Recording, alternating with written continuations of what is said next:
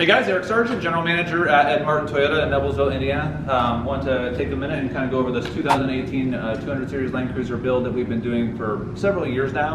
I think we sold this in 2019, and then it's been back 3 different times for 3 different series of upgrades.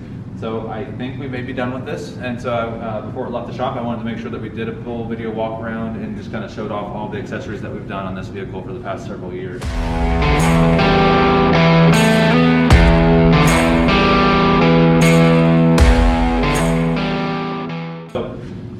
As you can see from the front, we have a descent front bumper, and we also have a descent rear bumper. This is an all aluminum bumper. I love this one because it's got the bull bar on it.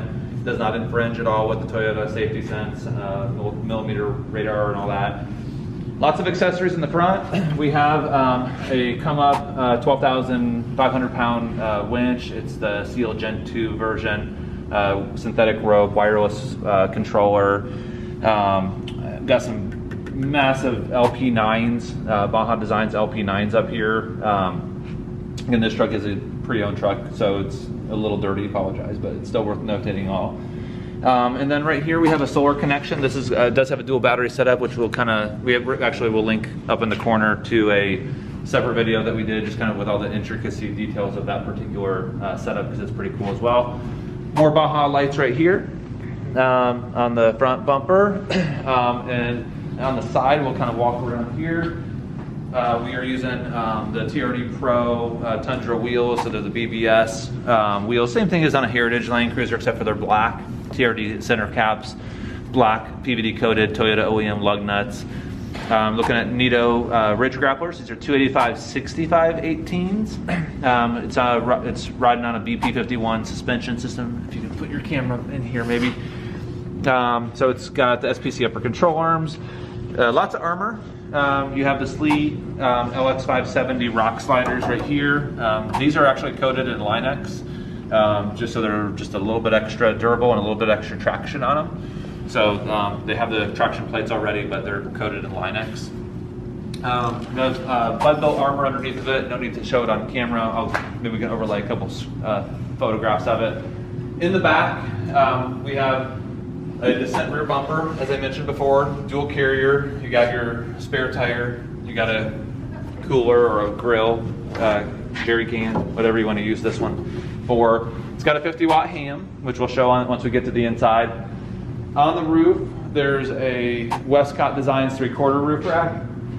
This is a kind of a cool roof rack, really, because it sits inside the factory rails. And it adds a lot of function. It's aluminum, it's a modular roof rack, so it's something that is you can adapt it to any particular use that you have. We have a solar panel mounted up here. So on the roof we have a 100-watt 100-watt STIG solar panel, and this is mounted to the platform of the Westcott roof rack. We made this solar panel. We bought the solar panel. It's SIG, so it's very pliable and flexible. We want it to be a semi-permanent fixture, so what we did hire ZR Tactical in Noblesville to basically water jet a polycarbonate base for it. So it's a 2-part. It's got a polycarbonate base specific to the size, and then it has a little ring around it that's bolted down. So this is a permanent fixture. It's not going to blow around in the wind or cause any kind of wind noise or anything like that. And then we added a couple handles, so it's super light. Probably doesn't weigh a couple pounds with the polycarbonate board. So it doesn't add any weight to the vehicle at all. And then you can, if you want to unplug it, it's just three little hex screws on each side. And then you can unplug the solar connections with the IP68 fittings right here. So we added 2 handles so you can just grab it and store it, hang it on the wall in your garage or whatever. And then there's just enough room on this side for a set of max tracks. And that's pretty much all we have going on the top of the roof rack. Back down at the bottom, back we have some additional reverse lights. So we have, these are the 1x2-inch Baja, rigid scene lights. They're mounted upside down to the bottom of the spoiler. So these come on when the reverse lights come on, so they're wired to the reverse. And then up top, there's another set of reverse lights. These are the 10-inch Baja single row Midnight Edition light bars. There's 2 of those. Those are not connected on the reverse circuit. They're actually wired to the switch pro. So that's just additional lighting. This vehicle also has some rock lights. Mentioned it's got a 50-watt ham. I'm going to go ahead and open up the rear bumper. So let's open the back up. So these are the Victory Molle panel, or the Victory window Molle panels. So Victory 4x4, we'll link it in the description. And then this is the Victory pet wall or pet barrier. So you can use it for lightweight duty, accessories or cargo, whatever you want to use that for. And then the Molle panels go over the windows on the side. So that's back here. And then you have, of course, the ARB drawers. The ARB drawers are a couple of added benefits to it, or a couple added accessories that we put in them is these USB ports, and these are wired to the auxiliary battery system, which we'll link in a separate video. But these are wired on always on, so you can charge your iPad or whatever while you're out at camp, even with the car off. You can press the button to turn it on and off. So if you want them off all the time or on, you can just press that little button right there. But it's your choice on whether you want to do it while the car's running or not. It's ready to go the way that it is. On the back of the tailgate, we have this is a Trail Tailor tailgate storage compartment. So you factory. You got your little tool kit over on this side, and then you have another little area that doesn't fit much. So to widen and expand this out, this is I'll link it in the comments, at the Trail Tailor tailgate storage. So basically you press these two, and this is really cool too because it is lockable. So if you want to carry something that needs to be secure, this would be a great way to do it.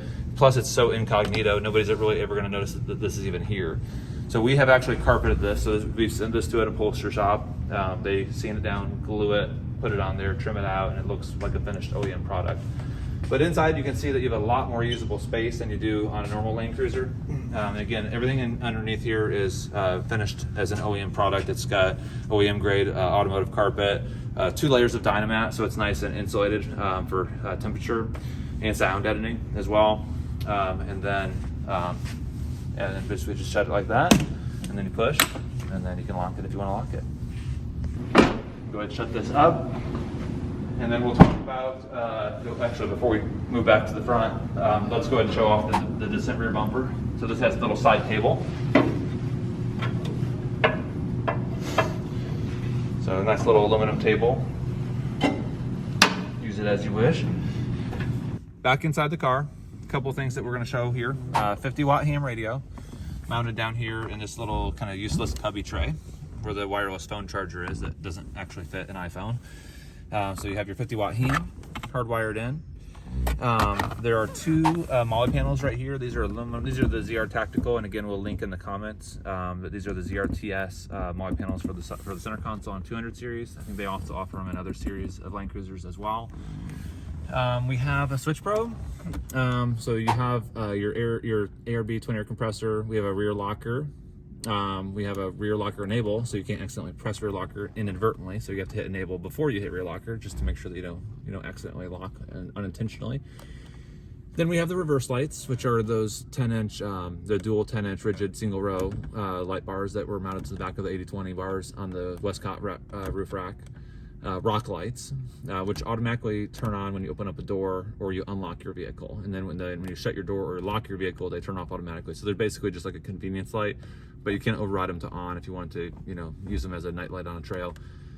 And there's the fridge in the back. And so this button is really just toggling on and off a 12-volt plug that's mounted behind the ARB fridge, and that runs directly to the lithium. So we have 2 open circuits here. We did use a couple other blanks. So if you look down here, this blank right here is used for an extra couple USB ports. It's a USB-A and a USB-C port. And then on the opposite side of the steering wheel, you'll see the smart battery isolator button to link up your auxiliary battery to the main crank battery, the vent that your crank battery is dead. And then you have your level gauge and your on-off switch for your 25-gallon aux fuel tank. Let's go under the hood and check that out. Okay, and we'll wrap up the video by kind of going over the dual battery setup. And again, I will link in the corner and in the comments kind of a more in-depth description of how this dual battery system works on a separate video. But just to kind of highlight it on this particular build, we have it's our main dual battery setup. So it's using the original crank battery, the Toyota. This is actually a replacement battery. It's a True Start.